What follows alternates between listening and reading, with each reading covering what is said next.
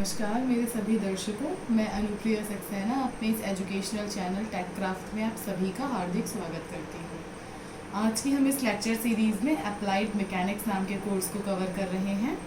आज हम उसके पार्ट 2 को इसमें कवर करेंगे। लास्ट जो मेरा लेक्चर था वहाँ पर मैंने कॉन्करेंट फोर्सेस को इंट्रोड्यूस कराया था और आज के इस लेक्चर में हम उन कॉन्करेंट फोर्सेस के रिजल्टेंट को निकालना सीखेंगे। तो बिना किसी देरी के मैं आज के इस लेक्चर को शुरू करती हूँ। आज के इस लेक्चर में हम पॉइंट्स कवर करेंगे। सबसे पहला मेरा आज का टॉपिक रहेगा प्रिंसिपल ऑफ ट्रांसमिसिबिलिटी, जो कि काफ़ी इम्पॉर्टेंट टॉपिक है। अगर मैं बात करूँ Uttar Pradesh board of technical education की, तो प्रिंसिपल ऑफ ट्रांसमिसिबिलिटी 2.5 नंबर में अब तक का रिकॉर्ड रहा है कि हर ऑल्टरनेट ईयर पे आया है और उम्मीद करती हूँ कि अब की बार भी ज़रूर आएगा। और अगर मैं अदर बोर्ड्स की बात करूँ तो प्रिंसिपल ऑफ ट्रांसमिसिबिलिटी पे ज़्यादातर फर्स्ट ईयर के इस मैकेनिक सब्जेक्ट में से 5 नंबर तक का सवाल बहुत आसानी से बनता है। तो आज की ये 2 टॉपिक्स आपके लिए बहुत इंपॉर्टेंट हैं। और जो मेरा दूसरा टॉपिक है रिजल्टेंट ऑफ 2 कॉन्करेंट फोर्सेस, इसमें एक डेरिवेशन होगा। डेरिवेशन और न्यूमेरिकल दोनों एक साथ आते हैं 5 नंबर के। ये भी मैं board of technical education BTE और अदर बोर्ड के दोनों की बात मैं कर रही हूँ। तो जो मेरा आज के दोनों टॉपिक्स हैं ये थोड़े से न्यूमेरिकल बेस्ड टॉपिक हैं और ये UP BTE और अदर बोर्ड्स के लिए दोनों के लिए इम्पॉर्टेंट है, चाहे मैं BTE की बात करूँ या फिर मैं ईजी कर दूँ AK TU की बात। तो मैं सबसे पहले अपना आज का लेक्चर शुरू करूँगी प्रिंसिपल ऑफ ट्रांसमिसिबिलिटी से। तो प्रिंसिपल ऑफ ट्रांसमिसिबिलिटी की अगर मैं डेफिनेशन आपको बताऊँ तो सिर्फ उसका मतलब होता है कि यदि कोई भी बल एक बिंदु पर कार्य कर रहा हो तो उसे उस बॉडी के अंदर उसकी क्रिया रेखा के किसी अन्य बिंदु पर लगा हुआ माना जा सकता है। इसको इजी लैंग्वेज में मैं कहूँगी कि ये मेरी कोई भी एक रिजिड बॉडी है, कोई भी मेरा पिंड है, ये इसकी सेंटर लाइन है। इसी तरह से अगर मैं इस दिशा में एक फोर्स लगाती हूँ F नाम का, तो ये इस F नाम का फोर्स इस लाइन ऑफ एक्शन पे काम कर रहा होगा। ये F नाम का फोर्स की लाइन ऑफ एक्शन ये होगा। तो प्रिंसिपल ऑफ ट्रांसमिसिबिलिटी के अनुसार इस पूरी लाइन पर किसी भी बिंदु पर लगने वाला फोर्स इंडिपेंडेंट ऑफ पॉइंट होगा और डिपेंडेंट ऑफ लाइन होगा। वो इसी लाइन पर लगेगा लेकिन इंडिपेंडेंट ऑफ पॉइंट, चाहे मैं इस लाइन पे इस फोर्स को यहाँ से दूँ, ढकेलूँ या फिर इस पॉइंट से खींचूँ, ये एक ही काम करेगी। इसका मतलब है ये बिंदु से तो इंडिपेंडेंट है लेकिन इस लाइन पे डिपेंड करता है। इसको बहुत और आसान तरीके से मैं आपको समझाना चाहूँगी कि मान लीजिए ये मेरा जो स्केच पेन है ये मेरा कोई भी एक रिजिड बॉडी है, ठीक है। अगर मैं इसको यहाँ से अपने लेफ़्ट हैंड से एक फोर्स देती हूँ, आपको दिखाई दे रहा है कि ये आगे से बढ़ेगा। अब इसी लाइन ऑफ एक्शन पे, जो मेरा लाइन ऑफ एक्शन है, इसी से मैं इसको ढकेलने की बजाय यहाँ से खींचूँ तो भी इसका काम सिर्फ आगे बढ़ना है। इसका मतलब ये बिंदु से तो इंडिपेंडेंट है लेकिन इस लाइन ऑफ एक्शन पे डिपेंड कर रहा है। तो मैं आपको किताब में इसकी डेफिनेशन समझाना चाहूँगी। इसकी डेफिनेशन हिंदी में है और थोड़े से कठिन शब्दों का इस्तेमाल है, तो आप इसको बहुत इजी लैंग्वेज में पढ़ सकते हैं कि कोई बल एक पिंड के किसी बिंदु पर कार्य कर रहा हो तो उस पिंड के अंदर उसी क्रिया रेखा, लाइन ऑफ एक्शन, उसी क्रिया रेखा के किसी अन्य बिंदु पर लगा हुआ माना जा सकता है। अगर मैं इसका चित्र देखूं तो जो मेरा F फोर्स है वो इस A पॉइंट पे लग रहा है। अगर F फोर्स इस A पॉइंट पे इस डायरेक्शन में लग रहा है तो उस O पॉइंट पे भी इस डायरेक्शन में अगर मैं फोर्स लगाऊंगी तो वो दोनों को एक जैसा ही माना जाएगा। ये मेरा प्रिंसिपल ऑफ ट्रांसमिसिबिलिटी कहता है। इसी के साथ अब मैं अपना दूसरा टॉपिक भी शुरू करूंगी। अब रिजल्टेंट ऑफ 2 कॉन्करेंट फोर्सेस, ये थोड़ा न्यूमेरिकल बेस है। अब हम अपना आज का दूसरा और जो कि सबसे मेन टॉपिक है वो पढ़ेंगे, रिजल्टेंट ऑफ 2 कॉन्करेंट फोर्सेस।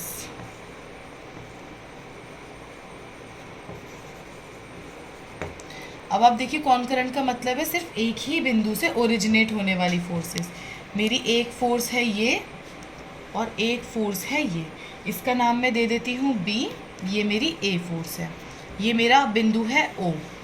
अगर इस ओ पॉइंट से दो फोर्सेस ओरिजिनेट हो रही हैं तो आप इसका रिजल्टेंट, इसका जो मेरा रिज़ल्ट है वो कैसे निकालेंगे। तो इन दोनों का रिज़ल्ट मैं आपको बताती हूँ कि अगर मेरी ये कोई किताब है, ठीक है, ये बिल्कुल ऐसे रखी हुई है। अब मैं इसको एक तो इस दिशा में फोर्स दे रही हूँ जो कि ए नाम की है, तो ये आगे बढ़ेगी। अब बी आपको दे रखा है ये तिरछी, अगर मैं इस दिशा में फोर्स दे रही हूँ तो ये तिरछी बढ़ रही है। बेसिकली अब तक मैंने पढ़ा है कि सिर्फ मेरे को दो ही तरह से मैं फोर्स दे सकती हूँ, या तो मैं इसको इस तरह का फोर्स दूँ, इसको फॉरवर्ड मोशन देने के लिए, ये तो आपको पता है कि अगर मैं इसको सिर्फ इस दिशा से ढकेल रही हूँ तो ये सिर्फ आगे बढ़ेगी, और यदि मैं इसको नीचे से फोर्स दूंगी तो ये ऊपर जाएगी।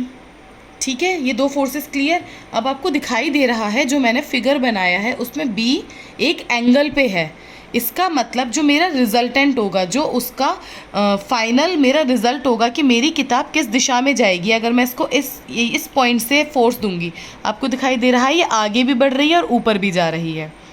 मतलब अगर मेरा कोई भी फोर्स सिस्टम होगा इस तरह का तो उसका रिजल्टेंट मैं मानूंगी कहीं बीच में आ रहा होगा, ये होगा इसका रिजल्टेंट। अब आज हम इसके रिजल्टेंट को कैसे निकालते हैं उसको डेरिवेट करेंगे। तो सबसे पहला काम मैं करूंगी कि मैं अपने इस ए और बी और आर के बीच में एक पैरेललोग्राम बनाऊंगी।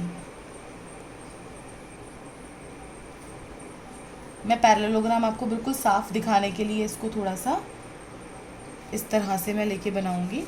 आपको दिखाई दे रहा है अब मेरे पास ये पैरेललोग्राम की 4 पॉइंट्स हैं, ओ, ए, आर और बी। ठीक है, ये आर मेरा रिजल्टेंट है, कोई पॉइंट नहीं है, तो ये मेरा आर रिजल्टेंट है। इस पॉइंट का नाम मैं दे देती हूँ सी। ये मेरी ए फोर्स है, ये मेरी बी फोर्स है। ए फोर्स ए पॉइंट तक जा रही है, बी फोर्स इस बी पॉइंट तक जा रही है और सी पॉइंट तक जा रही है मेरा रिजल्टेंट। ठीक है, अब इस पैरेललोग्राम को कंप्लीट करने के लिए मैं यहाँ से एक परपेंडिकुलर, एक लंबवत खींच लेती हूँ। दिखाई दे रहा है। अब ये लंबवत का जो मैं पॉइंट दे रही हूँ, इस पॉइंट को मैं कह देती हूँ डी। उम्मीद करती हूँ आप लोगों को मेरी फिगर एकदम से क्लीन दिखाई दे रही होगी। अब हम इसको पढ़ते हैं। ओ से लेकर ए तक की गिवन मेरे पास क्या क्या चीज़ें हैं। ओ से लेकर ए तक की जो दूरी है वो है मेरे पास ए फोर्स। ठीक है, ओ से लेकर बी तक की दूरी को मैं कह रही हूँ मेरी बी फोर्स। ओ से लेकर सी तक की दूरी को मैं कह रही हूँ अपनी आर फोर्स। अब आपका ये पैरेललोग्राम है तो ओ ए जो है वो किसके बराबर होगा, बी सी के बराबर होगा, क्योंकि ये पैरेललोग्राम है, इस पे पैरेलल जो लाइंस होंगी वो बराबर होगी। उसी तरह से मेरा ओ बी किसके बराबर होगा, सी ए के। ठीक है, अब मुझे नहीं पता कि मेरा सी डी कितना होगा, अब मुझे सी डी को कैलकुलेट करना है। तो अब मैं देख रही हूँ कि ये जो मेरा ए और बी है ये इस ओ पॉइंट से एक एंगल पे है जिसका नाम मैंने दे दिया है अल्फा।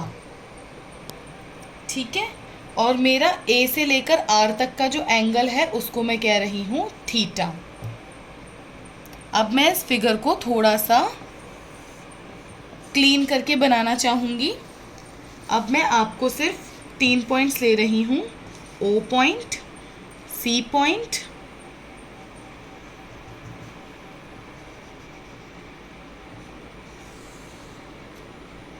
ए पॉइंट और डी पॉइंट, और ये जो मेरा एंगल है ये आर जा रहा है, ये ए जा रहा है, ये मेरा एंगल है थीटा। ठीक है, और ये मेरे बिल्कुल इसके पैरेलल जा रही है, ये बी पॉइंट से मर्ज हो रही है।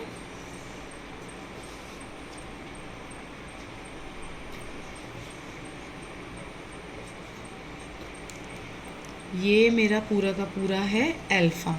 अब आपको दिखाई दे रहा है जो मेरा ओ ए और बी के बीच में एंगल बन रहा है वो यदि अल्फा है तो मेरा ये भी अल्फा होगा। मैं आपको सिर्फ ये दिखाना चाह रही हूँ, मेरा जो ए और बी के बीच में जो एंगल है वही सेम एंगल रहेगा, वर्टिकली ऑपोजिट एंगल। अब अगर ये एंगल मेरा अल्फ़ा है तो अब मैं यहाँ पर थोड़ी सी ट्रिग्नोमेट्री लगाऊंगी और मैं अपना इस परपेंडिकुलर की हाइट पता लगाऊंगी। मेरा ये बी है क्योंकि मैं AC को जानती हूँ। अब अगर मेरा ये अल्फ़ा है तो मेरा साइन अल्फ़ा क्या होगा मेरे इस ट्रायंगल में, इन ट्रायंगल ACD की बात कर रही हूँ मैं, सिर्फ इस ट्रायंगल की बात कर रही हूँ, ACD, in triangle ACD sine alpha is equal to, sine का मतलब है परपेंडिकुलर अपॉन हाइपोटेनस। यहाँ पे परपेंडिकुलर है मेरा CD और हाइपोटेनस है मेरा AC।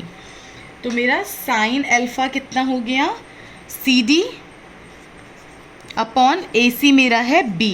तो अगर मैं यहाँ से CD की वैल्यू निकालूँ तो मेरा क्या आएगा, B साइन अल्फ़ा। अब अगर मैं इन ट्रायंगल ACD कॉस अल्फ़ा निकालना चाहूँ तो कॉस अल्फ़ा क्या होगा, AD upon base upon hypotenuse AC। अब यहाँ से मेरे को AD की भी वैल्यू मिल गई जो कि हो जाएगी मेरी B कॉस अल्फ़ा। अब मेरे पास AD भी आ चुका है, मेरे पास CD भी आ चुका है, बाद बाकी मेरे पास सारी की सारी चीज़ें यहाँ पर गिवन हैं। अब मैं फिर से बोर्ड के उस कोने से शुरू करूँगी क्योंकि मेरा जो डेरिवेशन है थोड़ा सा लेंदी है। अब हम चलेंगे इन ट्रायंगल OCD, इन ट्रायंगल OCD। अब आप लोग ज़रा मेरी इस फिगर को ध्यान से देखिए, ये एक राइट एंगल ट्रायंगल है OCD। अगर मैं पाइथागोरस थ्योरम के हिसाब से इस ट्रायंगल को सॉल्व करना चाहूँ तो मैं क्या कह सकती हूँ, OC स्क्वायर, OC हाइपोटेनस का square is equal to CD square plus OD square, ठीक है, OD। अब आपको पता है कि OD कितने भागों में टूट रहा है, OA प्लस AD। तो मैं यहाँ पर लिखना चाहूँगी चूँकि OD मेरा है OA प्लस AD, तो मैं ये अपने इस इक्वेशन नंबर 1 में इसकी वैल्यू भर दूंगी। तो मेरे पास एक इक्वेशन आ गई, OC square is equal to CD square plus OA plus AD का होल स्क्वायर। अब मैं अगर A प्लस B का होल स्क्वायर खोलना चाहूँ तो मेरे पास अगली इक्वेशन क्या बनेगी, OC square is equal to CD square plus OA square plus AD square plus twice of OA into AD, ठीक है। अब मैं अपने गिवन में से सारी की सारी वैल्यूज़ भर दूंगी। OC देखिए आप लोग यहाँ पे मेरा R है तो OC की वैल्यू मैं भर देती हूँ, R का square is equal to CD मैंने यहाँ पे कैलकुलेट किया था, CD है मेरा B साइन अल्फ़ा का स्क्वायर प्लस OA देखिए मेरा यहाँ पर लिखा हुआ है A का स्क्वायर प्लस AD मैंने यहाँ पर निकाला, ये है मेरा B कॉस अल्फ़ा का square plus twice of OA मेरा है A इंटू AD मेरा है B कॉस अल्फ़ा, ठीक है। अब अगर मैं इसको और रिजॉल्व करूं तो मैं कहूँगी R square is equal to A square, इसको मैंने सबसे पहले लिख दिया है। इन दोनों में से अब मैं B स्क्वायर को कॉमन यदि ले लूँ तो मेरा बनेगा sine square alpha plus cos square alpha plus 2AB cos alpha, ठीक है। अब आप सभी जानते हैं चूँकि sine square alpha plus cos square alpha 1 होता है अकॉर्डिंग टू ट्रिग्नोमेट्रिक इक्वेशंस। तो अब मैं इसको अपने इस इक्वेशन में इक्वेशन नंबर 2 में पुट कर दूंगी तो मेरी इक्वेशन बनती है finally R square is equal to A square plus B square plus 2AB cos alpha, और अल्फ़ा किस चीज़ का एंगल है? मेरे वेक्टर ए और बी के बीच का एंगल है अल्फ़ा। यदि मुझे कॉन्करेंट फोर्सेस का सम निकालना है, यदि मुझे सम निकालना है उन फोर्सेस का जो एक बिंदु से ओरिजिनेट हो रही हैं और उनके बीच में अल्फ़ा नाम का एंगल है, तो मेरा रिजल्टेंट आर जो होगा वो इस ए और बी वेक्टर के बीच में कहीं आर नाम का जा रहा होगा, जिसका मैं कैलकुलेशन करूँगी A square plus B square plus twice of A B cos alpha के इक्वेशन को लगा के। अब जैसा कि आप सभी जानते हैं कि जो मेरा रिजल्टेंट है वो भी एक वेक्टर क्वांटिटी है, वेक्टर क्वांटिटी है, इसका मतलब उसके इस मैग्नीट्यूड के साथ साथ उसकी एक डायरेक्शन भी होगी। अब मैं उसकी डायरेक्शन भी निकालूंगी। अब जैसा कि मैंने पढ़ा था कि इस मेरे ए वेक्टर के और आर वेक्टर के बीच में जो एंगल था वो थीटा मैंने एंगल लिया था, ठीक है। अब मैं वापस आप लोगों को थोड़ा अपने इस वाले ट्रायंगल को कंसंट्रेट करने को बोलूँगी। तो देखिए आप, इन ट्रायंगल OCD में मेरा थीटा आ रहा है, मुझे थीटा निकालना है, तो मैं लेती हूँ in triangle OCD tan theta is equal to CD upon OD। चूँकि OD is equal to OA plus AD। अब ये इक्वेशन मैं इसमें भर दूंगी तो मैं कह सकती हूँ tan थीटा, मतलब मेरे रिजल्टेंट की जो डायरेक्शन है वो होगी tan theta is equal to CD upon OA plus AD। अब इनकी यदि मैं वैल्यूज़ भरूँ अपने गिवन में से, तो CD का मतलब है B sine alpha upon OA का मतलब है A plus B cos alpha, ठीक है। यदि मेरी एक ही पॉइंट से ओरिजिनेट होने वाली दो वेक्टर्स को मैं सम करना चाहूँ, मैं उनका रिजल्टेंट निकालना चाहूँ, तो मेरे पास उसकी इक्वेशन है ये, और यदि मैं उसकी डायरेक्शन कैलकुलेट करना चाहूँ तो मेरे पास उसकी इक्वेशन है ये। मैं सभी को एक बार फिर से बताना चाहूँगी कि जो डेरिवेशन मैंने आज के इस लेक्चर में कवर किया है वो आपके सेमेस्टर एग्ज़ाम में 5 नंबर का ज़्यादातर आएगा ही आएगा। तो आप लोग इस जो मेरे न्यूमेरिकल है, जो मेरा डेरिवेशन है, उसको थोड़ा ध्यान से समझिए, कोशिश करिए वीडियो को पॉज कर करके अपनी कॉपी में इसको हैंड टू हैंड सॉल्व करिए। अब इसके बेसिस पे मैं आपको एक न्यूमेरिकल भी दिखाना चाहूँगी जिससे कि आपको ये बहुत अच्छे से समझ में आए। अब देखिए, मेरा न्यूमेरिकल है मेरे सार्थक की किताब का, नहीं सार्थक की नहीं है ये किताब है तिरुपति पब्लिकेशन की किताब, अप्लाइड मैकेनिक्स की किताब के पेज नंबर 23 पर सवाल उदाहरण नंबर 2.1, दो बल 2 फोर्सेस 15 न्यूटन एंड 12 न्यूटन एक दूसरे से 60 डिग्री के कोण पर कार्यरत हैं, परिणामी ज्ञात कीजिए। मतलब आपका जो अल्फ़ा है वो 60 है, ए आपका 15 है, बी आपका 12 है, आपको आर निकालना है। तो सीधे से आप इस इक्वेशन में उसकी वैल्यू भर सकते हैं। r इज इक्वल टू 15 का स्क्वायर प्लस 12 का square plus 2 into 15 into 12 cos 60, ठीक है। आप इस मेरी इक्वेशन को लगाकर ये सवाल को सॉल्व करें और मुझे मेरे कमेंट बॉक्स में इसका आंसर दें। मैं आपको बताऊंगी कि आपका आंसर सही है या गलत। इस वक्त आप इसका कैलकुलेट कर सकते हैं मैग्नीट्यूड और इसकी डायरेक्शन। तो आप मुझे ये थीटा जो कि यहाँ पर गिवन है, आपको इसकी भी वैल्यू निकालनी है और इस रिजल्टेंट आर की भी वैल्यू मुझे कमेंट बॉक्स में बतानी है। तो मेरा आज का जो मेन टॉपिक था वो मैं कवर कर चुकी हूँ और आज मैं इसी के साथ अपने आज के लेक्चर को विराम देना चाहूँगी।